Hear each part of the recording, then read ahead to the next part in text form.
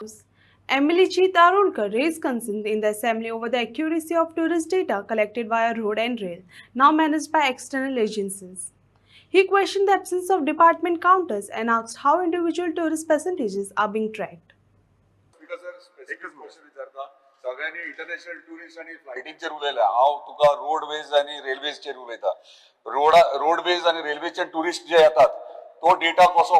verify करतात ते त्यांच्यानी agency एक दिला एजन्सीक एका दिला पूण म्हाका दिसता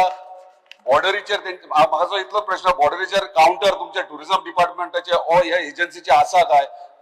ट्रॅक दवरपाक जे नॉन गोवन येतात ते तूं क्लासिफाय कशें करतात टुरिस्ट येतात हॉटेलांनी कामां करपाक येतात की थंयसर क्रिमिनलय येऊ शकतात सो तू ट्रॅक कसो दवरताय सर क्रिमिनल येता काय कोण येता तो आम्ही सांगू शकना पण मेथोडॉलॉजी प्रमाणे स्पीकर सर जे number of people who are coming we have two options one was staying in the hotel